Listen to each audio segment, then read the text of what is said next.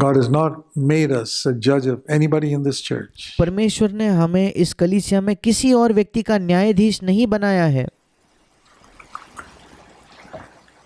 If you're an elder, you have some responsibility to correct people. अगर आप एक प्राचीन हो तो आपकी एक कोई जिम्मेदारी होती है लोगों को सुधारने की। But even an elder is not a judge. पर एक प्राचीन भी कोई एक न्यायाधीश नहीं होता। He is to help people, to correct people, warn them, उसे लोगों की सहायता करनी है, उन्हें सुधारना है, उन्हें चेतावनी देनी है, rebuke them sometimes, sure, कभी कभी उन्हें डांटना है निश्चित तौर पर, but not judge. पर उनका न्याय नहीं करना है। So, I learned from this verse that mercy is greater than sacrifice. और इस वचन से मैंने सीखा कि बलिदान से भी बढ़कर, बलिदान से भी महान है दया। So if I appreciate a missionary who's gone to the cannibals and laid down their life to preach the gospel, it's great, I admire that. और अगर मुझे लगता है, मैं किसी मिशनरी की तारीफ करता हूँ जो आदमखोर लोगों के बीच में जाकर रहा और उसने मसीह के लिए अपनी जान गंवा दी, और उसकी मैं तारीफ करता हूँ, ये अच्छी बात है। And then I hear of somebody else who's very merciful to someone. और फिर मैं दूसरे व्यक्ति के बारे में सुनता हूँ जो दूसरों के प्रति बहुत ज़्यादा दयावंत है, दया दिखाता है। He didn't go to the cannibals, but he just showed a great mercy to someone. वो आदमखोर लोगों के पास नहीं गया, नरभक्षियों के पास नहीं गया, पर उसने किसी और व्यक्ति के प्रति बहुत बड़ी दया दिखाई। Do I really see that as a greater thing क्या मैं वाकई इसको एक ज़्यादा महान चीज़ देखता हूँ क्या, than that person's sacrifice? उस व्यक्ति से भी जिस दूसरे व्यक्ति ने त्याग किया था उससे बढ़कर? That's what the Lord says here. यही प्रभु यहाँ कह रहा है, I desire compassion, not sacrifice. मैं बलिदान नहीं परंतु दया चाहता हूँ। Turn to Matthew chapter 12. मेरे साथ निकालिए मत्ती उसका 12वां अध्याय। Here we read that Jesus went through the grain fields, and the disciples became hungry and began to pick the heads of grain. यहाँ हम पहले वचन में पढ़ते हैं कि यीशु खेतों में से होकर जा रहा था और उसके चेलों को भूख लगी तो वे बाले तोड़ तोड़ कर खाने लगे। And the Pharisees, one thing the Jewish people are very strict about is keeping the Sabbath. और फरीसी लोग या यहूदी लोग एक चीज जिसके बारे में वो बहुत ज्यादा सख्त थे वो था सब्त के दिन को मानना।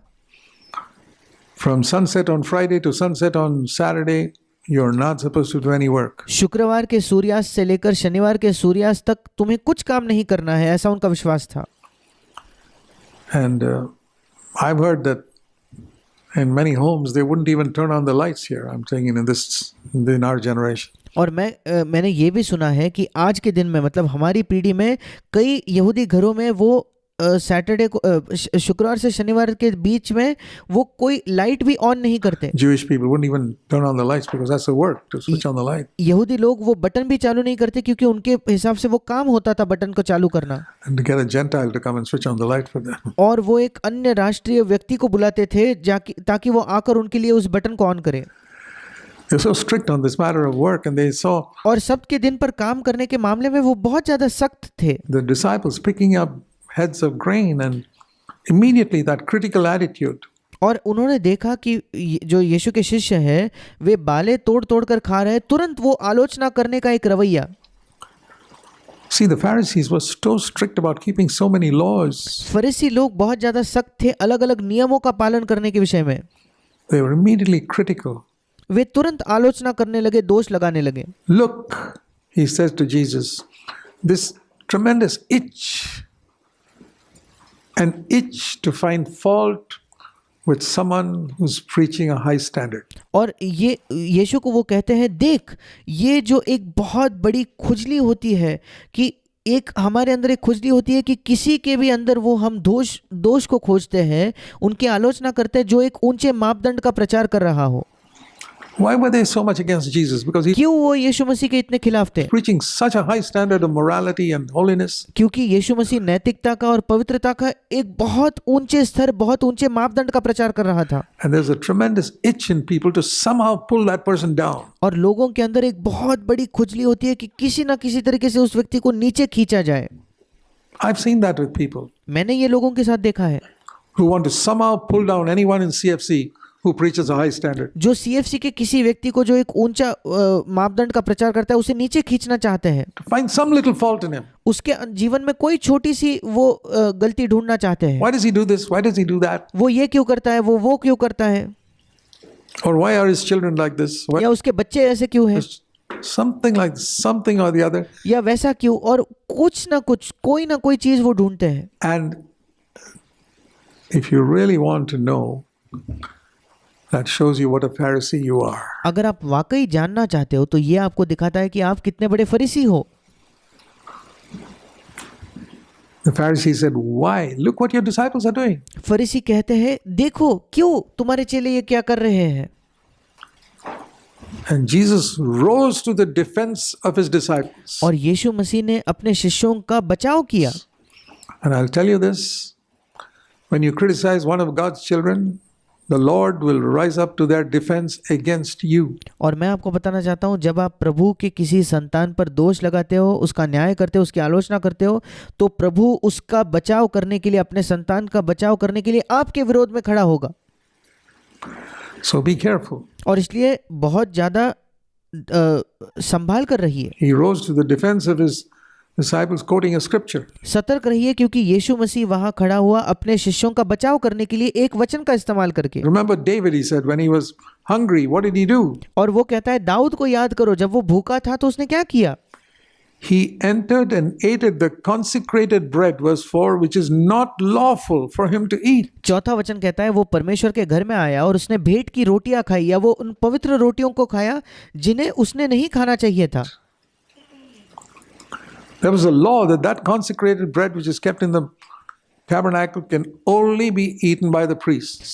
एक व्यवस्था थी, एक नियम था कि जो उस निवास मंडप में रखा हुआ पवित्र जो रोटियां थी वो केवल याजक ही खा सकते हैं। And David went and ate it because he was hungry. और दाऊद ने जाकर वो खाया क्योंकि वो भूखा था। And God did not judge him. और परमेश्वर ने उसका न्याय नहीं किया। Have you? He says, did he do something? What did David do? और यीशु वही उनसे सवाल करता है कि दाऊद ने क्या किया।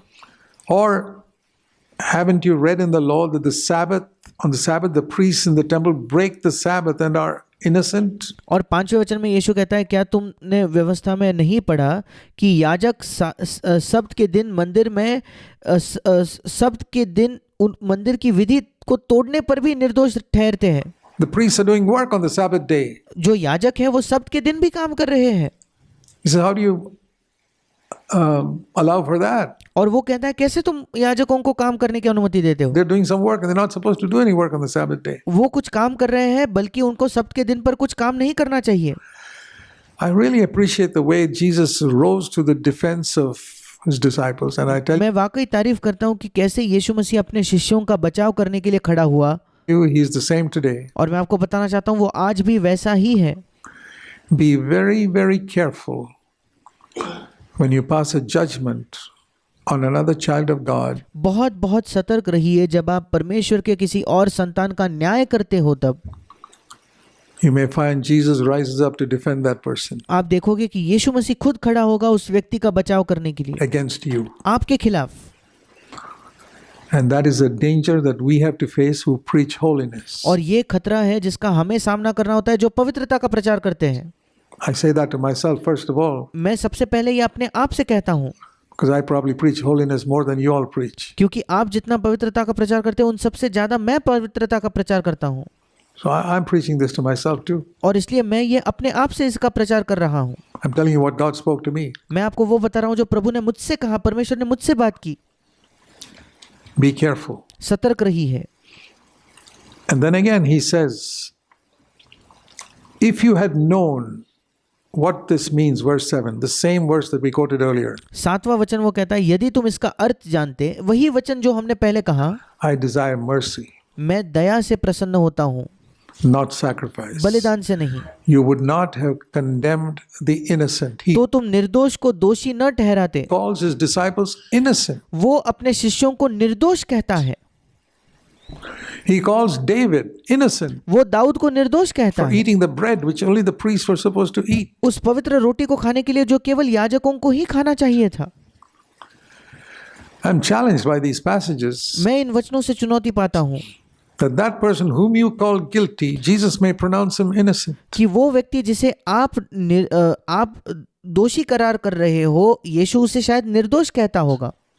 So be very, very careful. और इसलिए बहुत बहुत बहुत ज़्यादा सतर्क रहिए। The best is to obey Matthew 7 verse 1 literally. सर्वश्रेष्ठ यही है कि हम मत्ती 7 का जो पहला वचन है उसको शब्दशः वैसे के वैसे उसका पालन करें। Do not judge. दोष मत लगाओ या न्याय मत करो। Mind your own business अपने काम से काम रखे and leave all judgment to God. और सब का सब न्याय जो है वो परमेश्वर के हाथों में सौंप दे। God is the only righteous judge. परमेश्वर इकलौता धर्मी न्यायाधीश है।